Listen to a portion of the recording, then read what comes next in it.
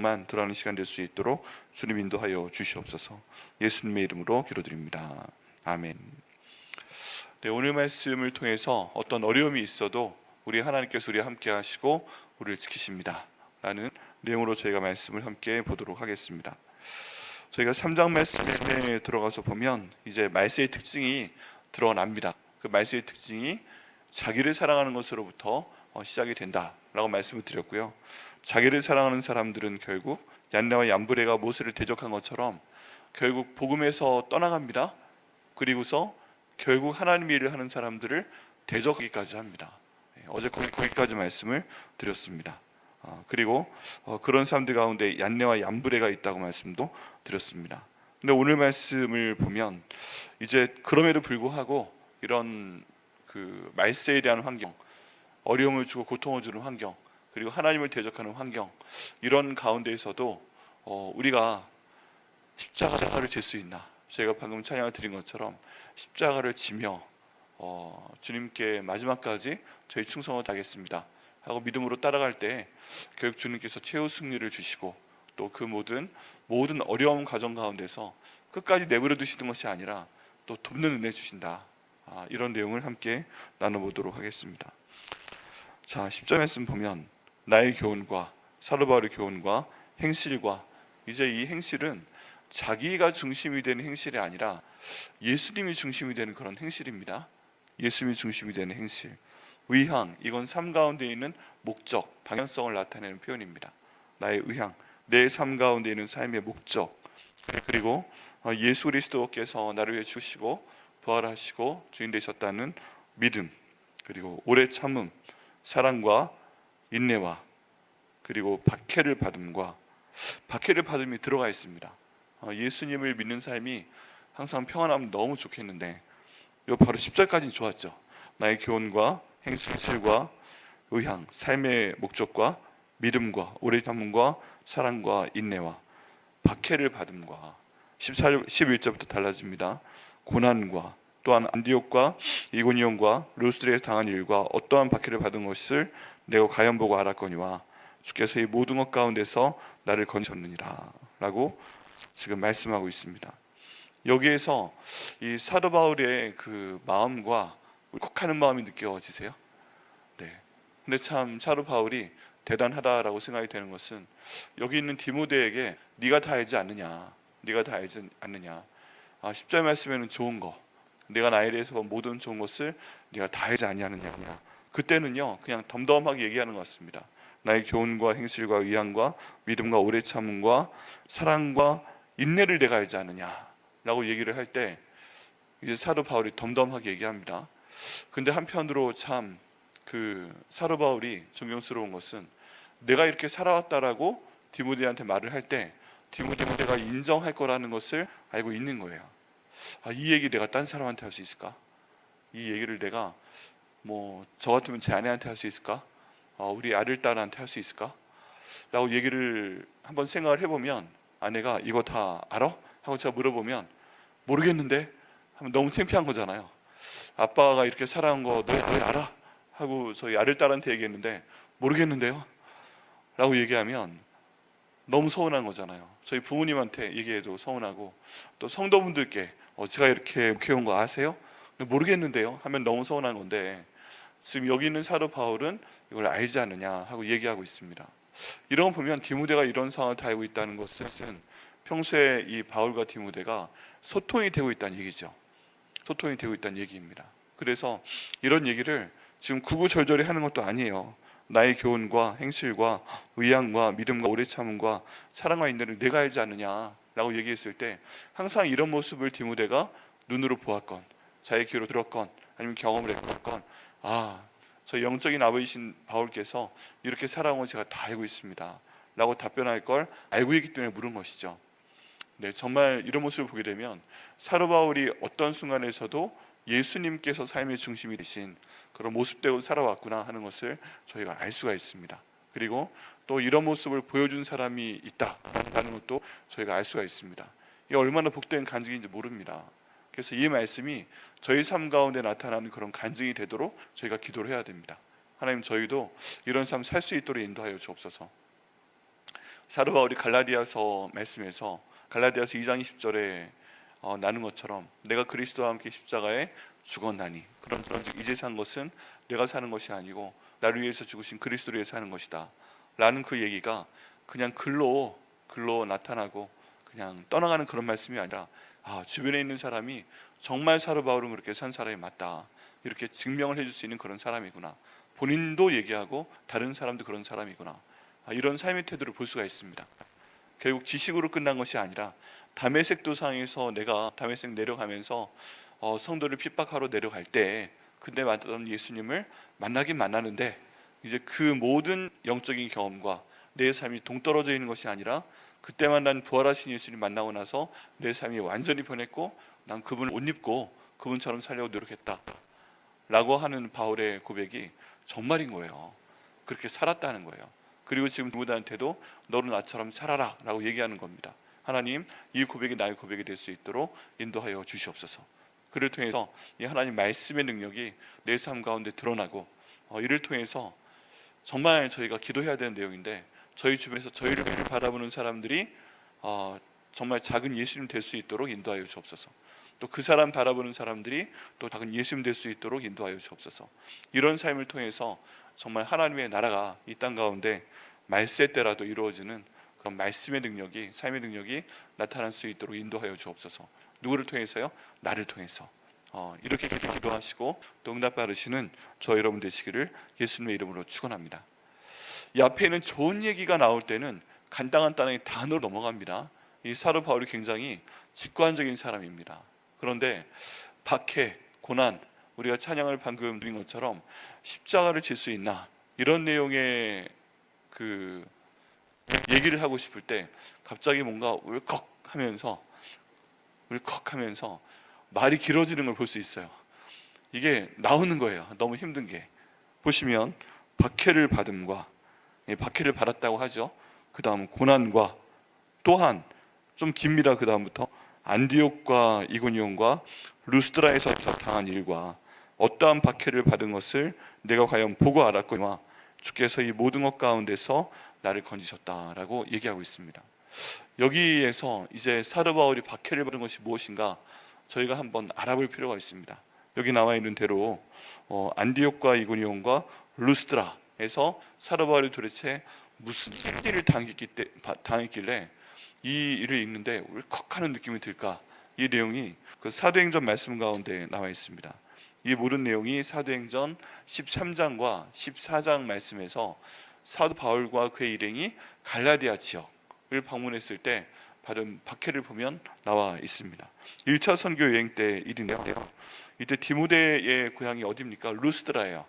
이 처음에 디모데를 만났을 때 그때 사도 바울이 어떤 고난을 당했는지 정말 디모데가 본 겁니다. 그리고 이 지역에 가서 세 곳을 다닐 때 사도 바울은 하나님의 일을 했고 이 하나님의 일을 할 때마다 굉장한 박해를 당한 거예요. 그 내용을 보면 먼저 첫 번째 안디옥은 비시디아 안디옥이라는 지역을 얘기를 합니다. 이 사도행전 13장 14절부터 52절까지의 말씀인데 이때 특별히 바울과 바나바가 이 비시디아 안디옥에 있는 유대인이 그 하나님 말씀을 배우는 회당에서 하나님 말씀을 전했습니다. 그 가운데 유대인과 경건한 이방인 중 많은 사람들이 사도 바울이 전하는 예수님에 대한 복음을 듣고 믿었어요. 사도 바울이 유대인의 회당에서 전하는 복음의 핵심은 뭐였을까요? 무슨 말이 있을까요? 이 사람들이 배우는 내용이 구약 성경에 나와 있는 내용입니다. 그리고 지금 여기는 안디옥 이런 지역은 다 이스라엘이 아니라 이방 지역이잖아요. 우리말로 하면 이민 간 사람들이에요. 이민 가서 거기에서 유대인의 회당, 우리식으로 하면 교회를 만들어서 힘든데 주중엔 열심히 죽어라 일을 하고 박해를 많이 받으면서 일을 하고 그 다음에 안식일이 되면 모여서 하나님 말씀을 듣고 그 다음에 밥 먹고 그리고 교제하는 그런 모임이었어요. 요즘으로 하면 그냥 이민교회예요. 미국에 있는 이민교회, 일본에 있는 이민교회 이런 겁니다. 그 사람들이 항상 읽는 성경은 구약 성경이에요. 당연히 신약 성경은 없죠. 그런데 그때 항상 읽는 구절들이 뭐냐, 메시아가 오실 거란 구절이 많아요. 메시아가 오실 것이다. 그리고 너희가 지금은 어려움 가운데 있고 힘든 가운데 있지만 메시아께서 오시면 모든 고난 가운데서 너희를 자유롭게 하실 것이다. 그러니까 너희가 지켜라, 믿음을 지켜라. 이런 내용을 계속 그 회당에 있는 장이, 회당장 야이로 같은 사람들이 선포를 하고, 그 가운데 있는 직분자들이 돌아가며 나와서 그 말씀 성경을 읽고 뭐 이러면서 힘을 얻는 그런 모임이 외국에 있는 회당이었던 거예요. 근데 여기에서 그렇게 말씀하는 메시아가 누구다? 바로 예수입니다. 그분이 우리를 위해 죽으시고 다시 살아나셨고 그리고 하늘로 올라가셨다. 그분이 바로 우리의 주님이다. 이런 말씀을 전하는 거예요. 그러니까 이 유대인들이 절반은 아는 얘기고 절반은 모르는 얘기입니다. 아, 메시아이라는 얘기를 하는구나. 그런데 그분이 예수다 하면 뭐라고? 그분이 예수라고? 직업이, 아버지 직업이 목수였다고? 그래, 무슨 말씀하셨다고? 그리고 죽었었다고? 살아났다고? 하늘로 올라갔다고? 다시 오신다고 했다고? 그분을 믿으면 구원 얻는다고? 그러니까 말씀을 아는데 그분을 아는 그 내용처럼 또 우리도 그분처럼 살아야 된다고? 아, 그렇구나 하고 말씀 자체가 일을 하시니까 이 말씀을 처음 듣는 유대인들이 예수님을 믿게 되었다는 것이에요. 상당히 많은 경건한 유대인들이 예수님 믿게 되었다는 것입니다. 그런데 이렇게만 결론이 나면 너무 좋은데, 이제 이 내용을 듣고서 시기한 유대인들이 있어요. 시기한 유대인들, 이런 사람들이 사도 바울을 박해하게 됩니다. 특별히 비스티아 안디옥에 대한 내용을 보면 유대인 지도자들이 시기를 하게 되고 바울을 대적했고 그를 회당에서 추방했습니다. 여기에서 추방한 사람들이 누구라고요? 유대인의 지도자들. 그저기 있는 지도자들이 예수께서 그 메시아다라고 선포를 하면 자기들이 기대하던 메시아가 아니거든요. 그러면은 지금 우리가 이방 땅 가운데서 이렇게 고생하고 있는데, 지금 이 비시디아 안디옥도 로마 황제가 신처럼 여겨진 그런 곳인데, 그럼 우리 구원해야지. 왕일에 나타나서 로마를 쳐 들어가서 깨부수고 우리를 이 식민지 압제에서 구원을 해줘야지. 이게 지금 전혀 아닌데 집안도 목수인 사람이 메시아라고 하면서 화가 난 것도 있고, 또 이 바울이 학識있는 사람이고, 근데 사람들이 따르는 것을 보니까 내 얘기는 듣지 않고 따르지 않던 사람들이 갑자기 어디에서 굴러온 돌이 와가지고 한번 말을 했는데, 아, 그게 메시아구나 하고 지키고 그 사람들을 존경하고 따르려고 하니까 마음과 확 분노가 일어나서 이제 이 사도 바울을 박해를 했다는 내용입니다. 근데 회당에서 어떤 식으로 박해를 했는가? 일단 바울을 대적했고요, 그를 회당에서 추방을 해버립니다. 그리고 사도행전 13장 50절은 이렇게 말씀하고 있어요. 이 유대인들이 경건한 귀부인들과 그 성의 유력자들을 선동하여 바울과 바나바를 박해하게 하여 그 지경에서 쫓아내니. 이게 이 안디옥 지역에서 사도 바울이 당했던 고난입니다. 그러니까 여기에 사도 바울의 말 가운데 시기를 하게 된 유대인 지도자들이 있고요. 일단 이 사람들은 회당에서 쫓아냈어요. 근데 회당에서 나가면, 문 밖으로 나가면 이게 어쩔 수 없잖아요. 자기는 땅이 아니니까. 그러니까 이 사람들이 자기들의 영향력을 발휘해서, 예나 지금이나 유대인들은 돈이 많습니다. 장사를 잘했습니다. 성실합니다. 그러니까 이 성실함을 가지고 그저기 있는 귀부인들과 유력자들을 선동을 해서 자기들은 뒤에 숨어 있고, 이 귀부인들과 유력자들을 통해서 사람들을 보내서 바울과 바나바를 그 지역, 그 땅에서 쫓아내도록 만들어 버린 거예요. 회당뿐만 아니라 동네에서. 그런 상황인 것입니다. 지금 바울이 이 얘기를 하는 것이에요. 그리고 두 번째, 이고니온 나오는데 사도행전 14장 1절부터 7절에 나옵니다. 여기에서도 바울과 바나바가 회당에서 전도를 합니다. 그리고 많은 유대인과 헬라인들이, 여기 또 헬라인이 들어갑니다. 그리스 사람들이 이 말씀을 믿었어요. 또 엄청난 일이 벌어진 겁니다. 그런데 여기에서도 믿지 않는 유대인들이 이방인들의 성도에서 바울과 바나바를 해치려고 했습니다. 여기란 핵심 구절이 14장 5절 말씀입니다. 뭐라고 나와 있는가? 이방인과 유대인과 그 관리들이 두 사도를 능욕하며 돌로 치려 달려드니 라고 나와 있습니다. 능욕했다라는 말을 보면 뭔가 굉장히 곤란하게 했구나, 정말 기분 나쁜 얘기를 했구나, 욕을 했구나, 이런 것도 알 수가 있고요. 아까 그 안디옥에서 등장하지 않았던 단어가 등장합니다. 그게 뭐예요? 돌로 치려고 달려들었다. 돌로 치려고 달려들었는데 내용을 보면 돌에 맞지는 않은 것 같아요. 그렇죠? 처음엔 회당에서 쫓겨나고 지역에서 쫓겨나고, 여기 있는 그 이고니온에서도 쫓겨났는데 돌로 치려고 했는데 돌로 맞지는 않았어요, 아직. 근데 그 다음에 루스드라가 나옵니다. 사도행전 14장 8절부터 20절까지의 말씀인데, 여기에서는 하나님께서 이 바울을 통해서 큰 권능을 행하십니다. 그게 무엇이냐면 바울이 남에서부터 못 걷는 사람을 고칩니다. 그러니까 사람들이 와 하고 존경하는 거예요. 인기를 얻게 됩니다. 그리고 사람들이 바울과 바나바를 신으로 여겨서 허메와 스다, 우리말로 하면 그리스 로마의 신화에 나오는 제우스 신이다, 이렇게 인식을 해서 그 신당의 제사장들까지 나와서 제사를 드리려고 합니다. 그러니까 갑자기 사도 바울이 신이 돼버린 겁니다. 여러분 그렇지 않겠어요? 한 번도 못 봤는데 지금 사도 바울과 바나바가 하나님 말씀을 전하고 못 걷는 사람을 고치는 겁니다. 그러니까 우리가 보기에 늘 앉아있던 사람이 기도를 받았는데 갑자기 걷게 된 거예요. 그런 일이 종종 들립니다. 다리 한쪽이 한 5cm가 짧았는데 기도하는 가운데 점점 길어져서 5cm가 나이던 다리가 갑자기 딱 맞았다, 일어났다, 걸었다, 뛰었다. 이런 얘기 들으면 놀랍잖아요. 우리가 지금 바로 놀라운 것인데, 이제 이때 이런 기적이 나타났고 이것 때문에 사람들이 심지어 신으로 여겼다라고 나와 있습니다. 그런데 안디옥과 이고니온에서 온 유대인들이 군중을 선동해서 분위기가 확 바뀌어버립니다. 지금 세 도시를 가면서 복음을 전하는데, 처음에 안디옥, 그 다음 이고니온, 복음을 전하고 쫓겨났고 돌로 맞을 뻔했잖아요. 근데 여기에서 사도 바울과 바나바 그 일행을 쫓아냈던 사람들이 어디까지 와서 루스드라까지 와서 지금 또 선동을 해서 바울과 바나바를 박해했다는 것입니다. 그 내용이 14장 19절에 나와 있습니다.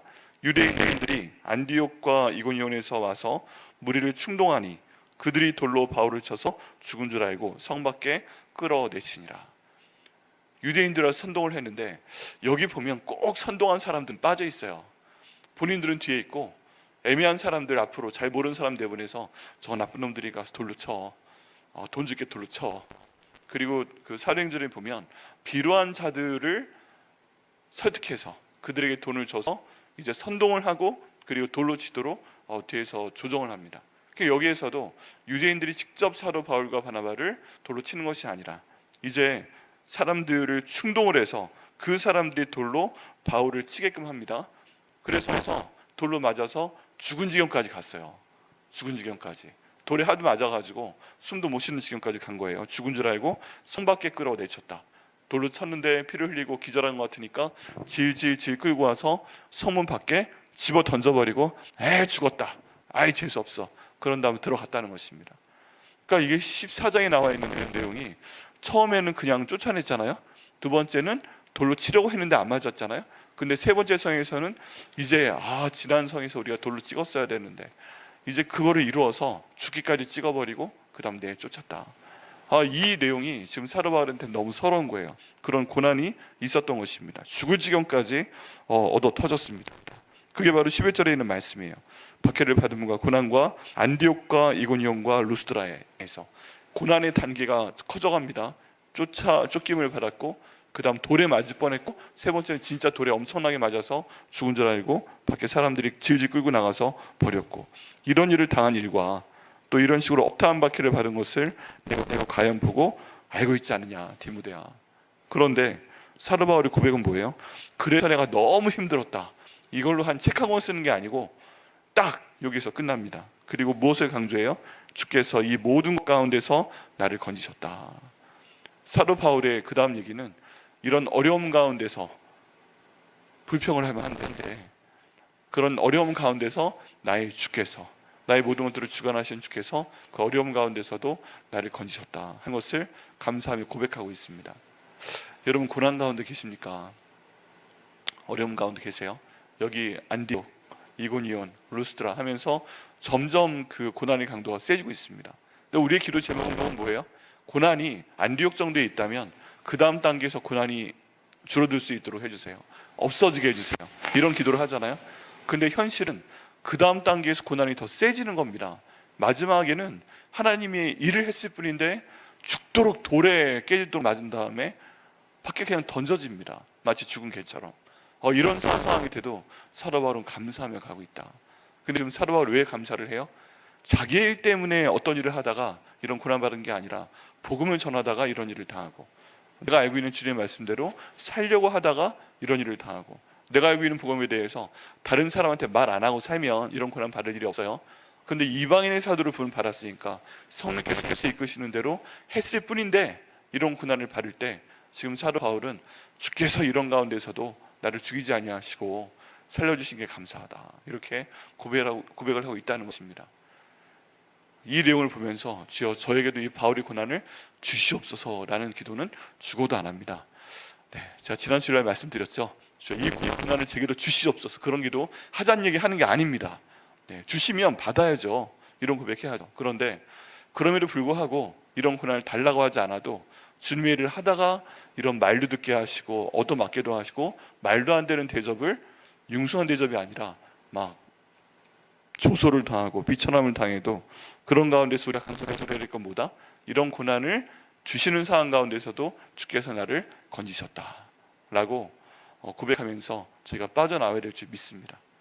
그러니까 예수 믿는 거니까 막 억울하기 때문에 내가 왜 돌에 맞아야 돼, 내가 왜 그런 소리를 들어야 돼, 그런 게 아니라 주께서 나를 건지셨느니라 라고 고백하며 저희 나아가면 됩니다. 고백이 중요합니다. 고백이 한번 해보시겠어요? 주께서 저를 건져 주셨습니다. 네, 본의 아니게 어려움을 당하셔도 이렇게 바울처럼 고백하시고 그를 통해 하나님께 상을 받으시는 저 여러분 되시기를 예수님의 이름으로 축원합니다. 그리고 이 앞에 있는 내용을 한 문장으로 정리를 해줍니다.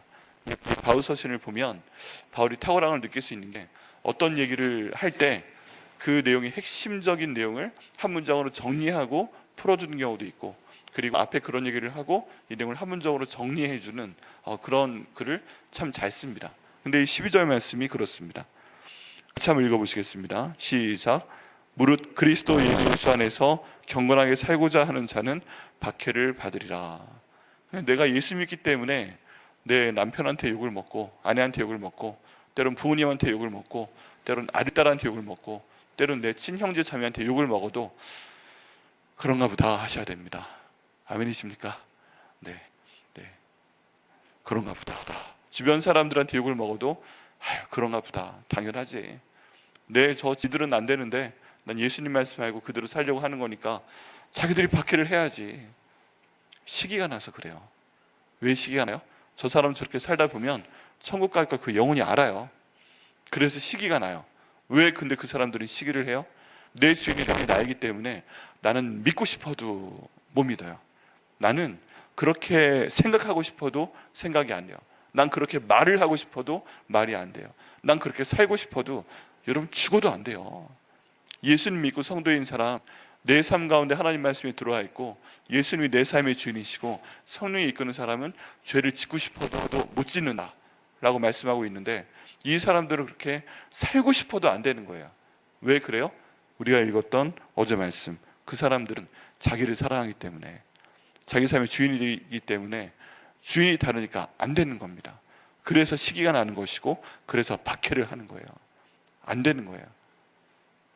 그렇게 믿고 나갈 때 위로가 됩니다. 그리고 우리 삶 가운데서도 그래 내가 다르지, 주인이 달라. 근데 우리 마음은 거기에 또 더 간절함이 있어야 됩니다. 그게 뭐예요? 주님, 그런데 저 사람도 좀 구원해 주셔서 저와 함께 갈 수 있도록 인도하여 주옵소서.